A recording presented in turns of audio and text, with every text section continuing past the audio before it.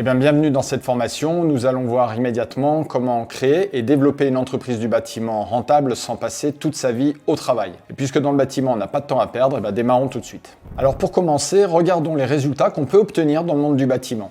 Ce plombier, par exemple, qui fait un résultat de fin d'année de 47 630 € et qui prend un salaire net mensuel de 3 500 €. Ou alors ce charpentier qui gère son entreprise de sorte à travailler 3 jours par semaine à l'intérieur de celle-ci et qui va toucher 3 700 € net de salaire mensuel. Et pour finir, ce maçon qui fait un résultat de fin d'année de 67 500 € après avoir prélevé son salaire net de 4 500 € par mois. Alors quand j'entends dire encore aujourd'hui malheureusement que les métiers manuels, les métiers du bâtiment sont pour ceux qui sont nuls à l'école, eh bien je me demande si les bons à l'école arrivent à atteindre ces résultats. Mais bon, passons. Mais avant de véritablement rentrer dans le cœur du sujet, voyons si vous êtes au bon endroit dans cette vidéo. Si vous souhaitez créer une entreprise du BTP, si vous travaillez beaucoup sans véritablement gagner votre vie ni avoir de temps libre, si les rêves que vous aviez en devenant patron ne sont absolument pas le reflet de la réalité de votre vie aujourd'hui, eh bien, croyez-moi, vous êtes au bon endroit. Mon objectif dans cette formation est simple, vous rendre fier et heureux et vous amener à réussir en tant que dirigeant d'une entreprise du bâtiment. Pour cela, nous allons traiter 3 grandes thématiques. La première, pourquoi créer et développer une entreprise dans les métiers du BTP. La deuxième, comment être sûr de gagner de l'argent dans une entreprise du bâtiment et des travaux publics. Pour finir, nous allons traiter le sujet de l'équilibre entre la vie personnelle et la vie professionnelle. Mais avant de rentrer dans le premier thème, je voulais vous partager plusieurs choses. Premièrement, vous ne pouvez pas comprendre et connaître quelque chose dont vous ne connaissez pas l'existence ni l'importance. C'est une évidence. Et c'est bien pour ça qu'en gestion d'entreprise, vous n'avez pas la totalité des compétences, car personne ne vous l'a enseigné, ou alors on vous l'a mal expliqué. Alors quand on n'est pas sûr de soi, qu'on connaît mal un sujet ou qu'on ne connaît pas du tout, on a tendance à chercher à s'entourer. C'est souvent une bonne chose. Le problème, c'est que les gens qui vous entourent, eux, ne cherchent pas à vous faire comprendre les choses, mais quelque part, à vous rendre dépendant d'eux. Alors ici, je ne vais pas simplement vous expliquer les choses, je vais vous partager mon expérience, toute mon expérience, ainsi que celle de toutes les entreprises que j'accompagne quotidiennement. Alors qu'on soit bien clair, peu importe qui vous êtes, d'où vous venez, car il n'y a personne parmi vous qui ne peut pas réussir à diriger une entreprise du bâtiment rentable, tout en ayant une vie personnelle équilibrée. Mais qui suis-je, allez-vous me dire, pour venir vous affirmer tout ça et vous prendre du temps que vous n'avez déjà pas ? Eh bien, et j'en suis très fier, je suis un petit-fils et fils d'artisan. J'ai quitté l'école à 16 ans parce que j'étais franchement pas passionné par les études et je me suis engagé comme sous-officier de l'armée de terre. Par la suite, j'ai donc quitté l'armée pour reprendre l'entreprise de charpente familiale. Je me suis associé, j'ai développé cette entreprise, j'ai créé 3 autres entreprises pour au final gérer plus d'une vingtaine de salariés dans 4 sociétés différentes dans le monde du bâtiment. Après toutes ces années passées à la tête de ces entreprises, en ayant fait beaucoup d'erreurs, mais aussi vécu de très beaux moments, j'ai souhaité transmettre tout mon savoir et toute mon expérience. C'est pour cela que j'ai transmis l'entreprise familiale à mon petit frère, que je suis parti dans le monde de la formation, du consulting et du coaching. Et depuis de nombreuses années, maintenant, j'accompagne quotidiennement des créateurs, repreneurs et dirigeants d'entreprises du bâtiment. Mais ce qu'il faut bien comprendre, c'est que quand j'ai repris l'entreprise familiale, je voulais réussir. Je devais réussir et je voulais réussir par moi-même. C'est pour ça que j'ai commencé par suivre des formations. Le problème des formations, c'est que je comprenais les choses dans la salle de cours, mais que je n'arrivais pas à les appliquer dans mon entreprise. Alors j'ai fait appel à des consultants qui sont venus dans mon entreprise. Le problème de ces consultants, c'est qu'ils n'étaient absolument pas du monde du bâtiment et ils m'expliquaient et voulaient mettre en place des outils dans mon entreprise qui n'étaient absolument pas adaptés à mon quotidien et à mes vraies problématiques. Alors je me suis rapproché de mon expert comptable, de mon expert juridique, mais j'avais vraiment du mal à les comprendre, comme s'ils parlaient une langue étrangère.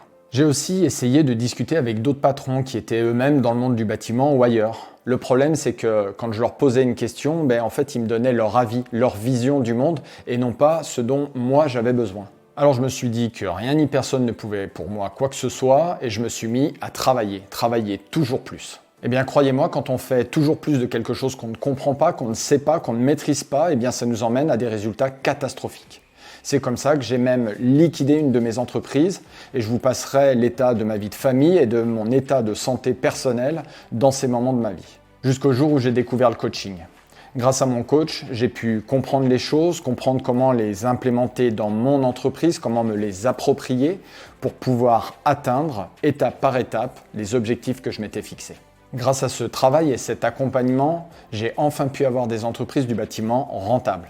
Une trésorerie positive en permanence, une organisation claire et suivie par tous, une véritable équipe autour de moi, des tableaux de bord simples et précis, des clients satisfaits, très satisfaits, une vie personnelle enfin retrouvée et du temps pour moi, mes loisirs et de nouveaux projets. Et c'est comme ça que j'ai pu transmettre l'entreprise à mon frère pour pouvoir accompagner les dirigeants à définir et atteindre leurs objectifs tout en évitant de reproduire toutes mes erreurs. Je les aide à se structurer, à être rentables et pérenniser leur activité, et j'accompagne chacun à vivre confortablement de son travail tout en ayant du temps libre. Alors autant vous dire qu'avant d'en arriver là, ça n'a pas été simple ni rapide pour moi, mais grâce à cette formation, j'ai bien l'intention pour vous de rendre les choses plus simples et plus rapides. Donc commençons tout de suite par voir pourquoi créer et diriger une entreprise du bâtiment de nos jours. Premièrement, les métiers du bâtiment ont toujours existé et ils existeront toujours. Eh bien parce que nous loger, rénover des logements, c'est un besoin primaire. Parce qu'aussi dans les métiers du bâtiment, il y a une énorme diversité de métiers. Maçon, charpentier, couvreur, carreleur, plaquiste, façadier et j'en passe, c'est les meilleurs. Et pour ceux et celles qui penseraient que les métiers du bâtiment sont exclusivement faits pour les hommes, sachez qu'il y a aujourd'hui plus de 15 000 femmes chefs d'entreprise en France. Une autre des raisons est que l'avenir est au métier du bâtiment de par la loi de l'offre et la demande. Aujourd'hui, on le sait tous, le monde est tourné vers le digital, le numérique, ainsi de suite. C'est donc une aubaine pour tous ceux qui s'intéressent au métier du bâtiment. D'autre part, on estime que près de 100 000 artisans du bâtiment partent à la retraite chaque année et ce chiffre ne fait qu'augmenter, tout ça dû au vieillissement de la main-d'œuvre qualifiée. Quand en face, seulement 65 000 entreprises du bâtiment sont créées par an. Ça laisse énormément de place pour ceux qui sont en activité ou ceux qui souhaitent créer leur entreprise. Créer et développer une entreprise du bâtiment, c'est aussi être fier de ce que l'on fait et de ce dont on est responsable. Car devenir patron, c'est prendre sa vie en main, ne plus subir. C'est l'occasion de vivre de sa passion, d'utiliser et d'exploiter ses propres compétences pour créer son entreprise et la développer, et générer de la richesse à son service. Et quand on sait que la satisfaction d'un client est la clé du chiffre d'affaires, eh bien, dites-vous que quand vous êtes passionné par votre métier, que vous n'avez plus l'intention de subir et que vous prenez votre vie en main en créant une entreprise dans laquelle vous avez toutes les compétences, eh bien, il y a de fortes chances que vous arriviez à créer de la satisfaction auprès de vos clients, donc à développer votre activité. Alors, pour réussir dans le monde du bâtiment, c'est relativement simple. Il suffit de croire en soi et d'être bien conseillé. Alors, quand je dis que c'est quelque chose de simple, vous savez aussi bien que moi que c'est pas si vrai que ça. Ce qu'il faut bien comprendre, c'est que moi-même, je suis devenu chef d'entreprise dans la charpente sans aucune connaissance technique et avec pour seul diplôme le brevet des collèges. On va quand même convenir que je suis parti de loin. Mais diriger une entreprise artisanale ne demande pas des diplômes, demande à être organisé, être structuré, avoir des connaissances en gestion pour être sûr d'être rentable et d'avoir une capacité à manager pour pouvoir bien s'entourer et bien déléguer. Alors tout ça est bien beau, mais vous allez me demander comment créer et développer cette fameuse entreprise. Eh bien, dans un premier temps, il vous faut définir vos objectifs. Des objectifs qui sont clairs, précis et motivants pour vous. Quand vous aurez défini ces objectifs, il vous faudra analyser votre situation personnelle et professionnelle pour pouvoir voir précisément l'écart qu'il y a entre ce que vous souhaitez et ce que vous vivez. En voyant l'écart qu'il y a entre ce que vous voulez et ce que vous vivez, pour le coup, ça va vous emmener à devoir changer de comportement, changer certaines choses. Pour cela, il vous faudra investir sur vous car vous êtes à l'origine de tout ce qui vous arrive. Vous êtes le responsable de votre propre bonheur et c'est en investissant sur vous que vous pourrez atteindre ces objectifs. À ce propos, sachez qu'aujourd'hui, environ 60% des dirigeants d'entreprise utilisent les services d'un coach à un moment donné dans leur carrière. Ça leur permet de voir autrement, de changer et de progresser. Maintenant que nous avons vu cette première partie, voyons la deuxième, à savoir comment être sûr de gagner de l'argent dans une entreprise du bâtiment. Pour commencer, parlons d'une statistique malheureusement bien connue.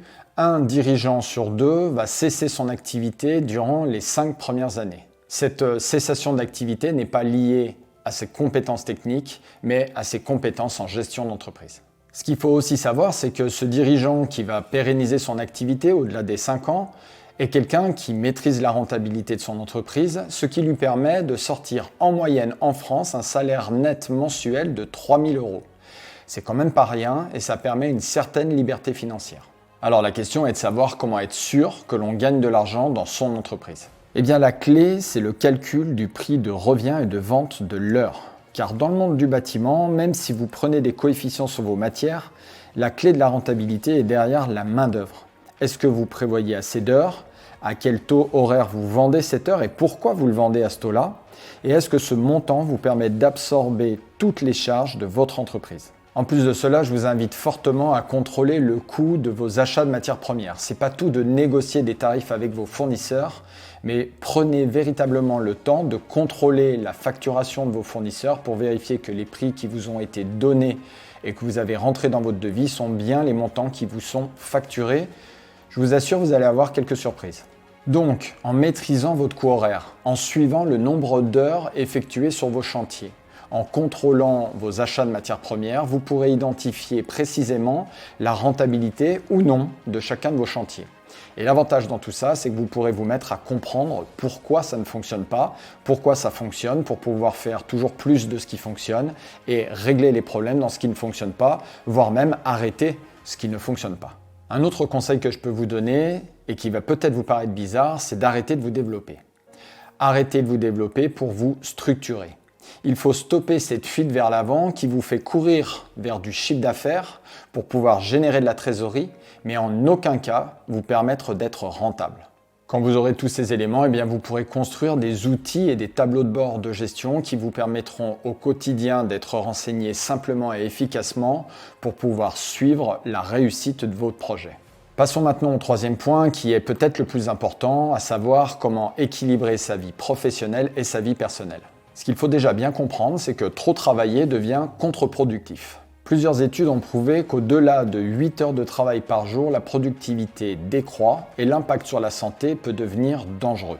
D'autre part, sans équilibre de vie professionnelle et vie privée, on peut se retrouver à ne pas exploiter finalement son plein potentiel de réussite, puisqu'on va passer son temps à travailler sans jamais pouvoir en profiter. Pour finir et sans rentrer dans la psychose, plusieurs études ont prouvé que la principale cause du burn-out était la surcharge de travail.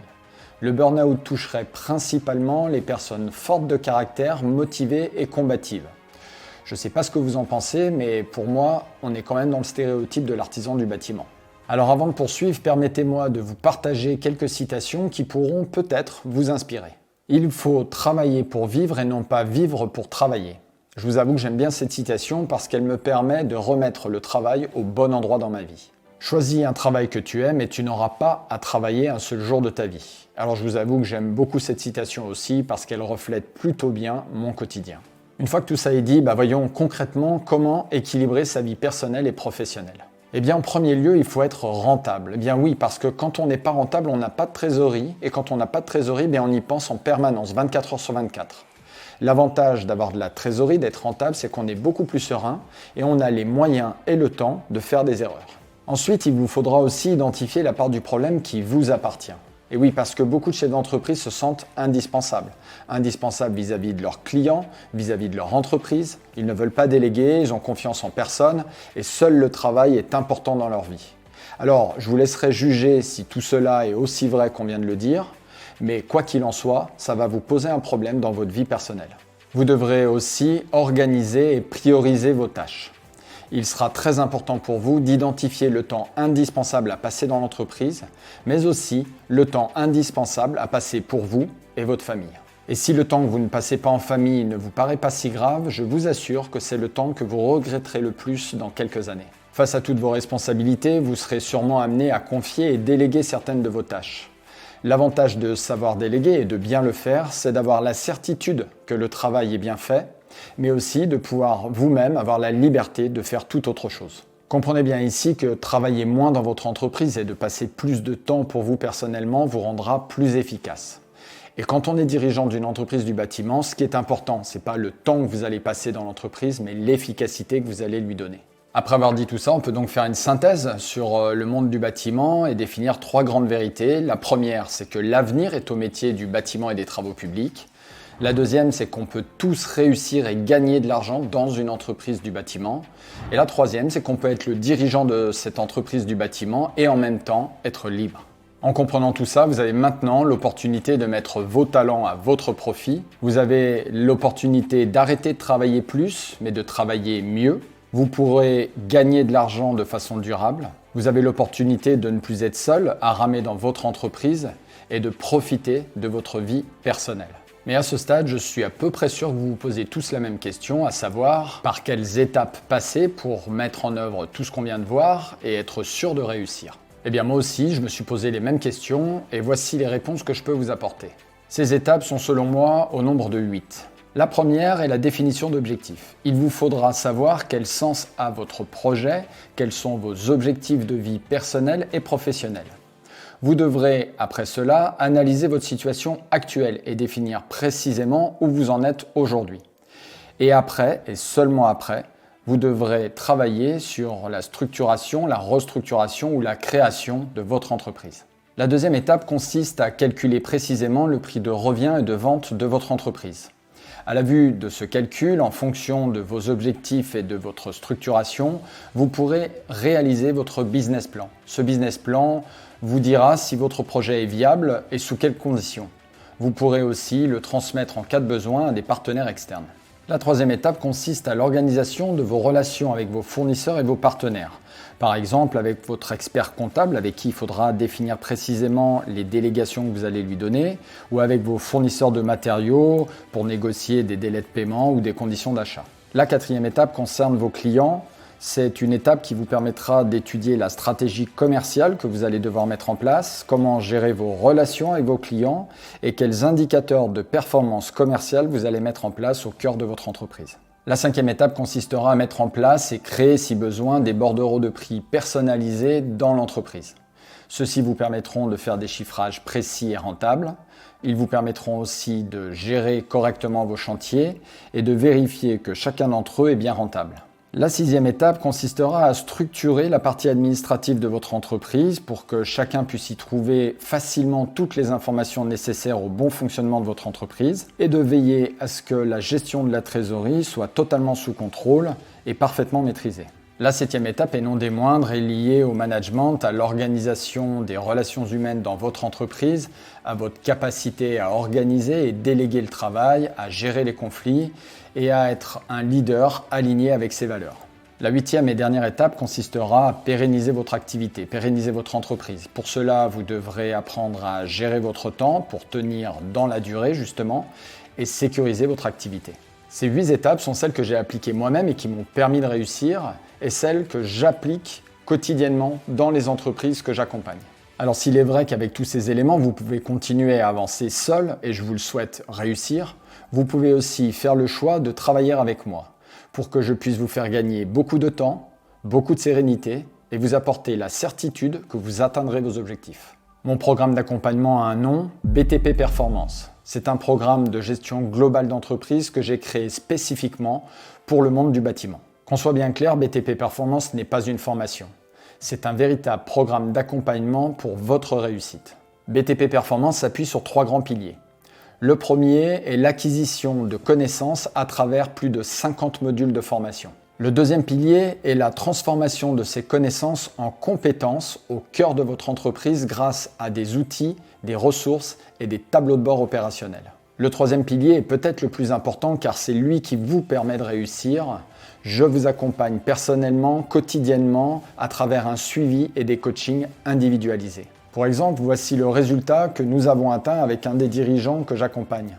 250 000 € de chiffre d'affaires, moins 23 000 € de pertes. Après un an avoir suivi le programme BTP Performance, ce dirigeant d'entreprise atteindra un chiffre d'affaires de 350 000 € et fera un résultat positif de 28 000 €, soit un écart de 51 000 € de résultat. Autre exemple, un dirigeant qui travaillait 66 heures par semaine, qui après un an au sein du programme BTP Performance, travaillera 20 heures de moins, soit 46 heures par semaine, tout en maintenant son salaire et le bénéfice de fin d'année. Alors si vous aussi vous souhaitez créer et développer une entreprise du bâtiment rentable sans passer toute votre vie au travail, vivre confortablement et librement de votre passion pour le monde du bâtiment, eh bien vous n'avez qu'une chose à faire, cliquez sur le lien en dessous de cette vidéo, elle vous permettra de prendre rendez-vous avec moi-même ou un membre de mon équipe. Nous pourrons à ce moment-là faire connaissance, répondre à toutes vos questions et éventuellement voir comment nous pourrions travailler ensemble. Si des fois les liens ne fonctionnaient plus, je vous donne l'adresse à laquelle vous pourrez vous connecter pour prendre directement rendez-vous avec nous. Alors j'ai bien conscience que certains parmi vous ne me connaissent pas, mais sachez aussi que beaucoup m'ont déjà fait confiance pour devenir indépendants en créant une entreprise du bâtiment, pour devenir rentables et bien gagner leur vie, pour gérer librement leur entreprise, pour apprendre à mieux se connaître, mieux se comprendre et mieux comprendre les autres, pour s'entourer et déléguer à des personnes fiables et impliquées, pour être fiers d'elles et être reconnus pour leur réussite, mais aussi pour passer plus de temps avec leur famille et leurs amis. Mais mieux que moi, ce sont tous ceux que j'accompagne qui le disent, et c'est pour ça que je vous invite à aller sur mon compte Google pour prendre connaissance par vous-même des avis de tous ceux et celles que j'ai accompagnés personnellement à la réussite de leur entreprise et de leur vie personnelle. Comprenez bien que je ne cherche pas ici à accompagner moyennement des milliers de personnes, mais bien un petit nombre de personnes que je vais pouvoir accompagner parfaitement, des personnes qui seront comme moi motivées et déterminées à réussir.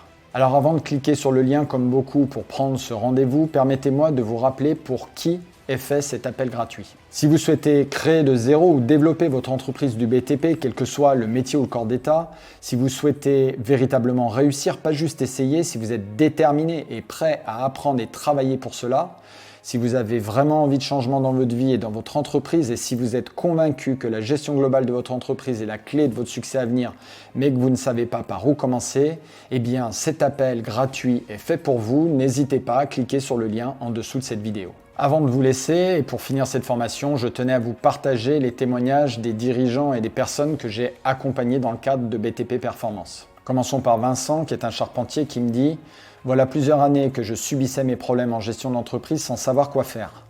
J'avais des problèmes fonctionnels, mais aussi et surtout financiers qui m'emmenaient droit à la faillite.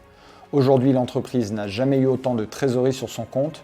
Je comprends la gestion d'entreprise, je gère plus sereinement mon personnel et j'ai une activité rentable. » Le témoignage de Jérémy, qui est un électricien, qui dit « J'ai fait appel à Roland dans un contexte d'urgence familiale et professionnelle. Aujourd'hui, ma vie de famille va beaucoup mieux et moi aussi. Mon chiffre d'affaires a augmenté et je gère mon entreprise avec bien plus de sérénité. » Le témoignage de Tony, qui est un menuisier, qui me dit « J'ai fait appel à Roland et le résultat a dépassé mes attentes. Il m'a accompagné et m'a fait avancer professionnellement, mais aussi personnellement, grâce à son travail de coaching, fait sur mesure pour ses clients et grâce à son approche humaine. » Sébastien qui dit être accompagné par un coach qui a l'expérience d'une entreprise artisanale est une force. Notre travail sur le prix réel de main-d'œuvre fut très intéressant, tout comme les ratios de pilotage et les calculs de rentabilité de chantier. Des outils simples qui permettent de bien situer la rentabilité de l'entreprise. Et pour finir, le témoignage de Maude qui dit « La gestion et la comptabilité n'étaient pas du tout mon domaine. Grâce à mon travail avec Roland, j'ai découvert une autre approche de ces sujets et j'ai pu mettre en place des tableaux de bord dans l'entreprise. J'ai aussi plus confiance en moi, ce qui me permet d'être plus sereine. Roland est passionné par son métier, bienveillant et optimiste. Il a une autre vision de la vie et travailler avec lui, c'est vraiment top. » Sur ce, écoutez, je vais vous remercier d'avoir suivi cette formation. J'espère qu'elle vous a plu, j'espère qu'elle vous sera utile et j'espère aussi que vous serez la prochaine personne que nous accompagnerons à réussir dans le monde du bâtiment. N'hésitez pas à cliquer sur le lien en dessous de cette vidéo car cet appel gratuit pourrait peut-être bien changer votre vie. Quoi qu'il en soit, je vous souhaite une bonne continuation et je l'espère, à très bientôt.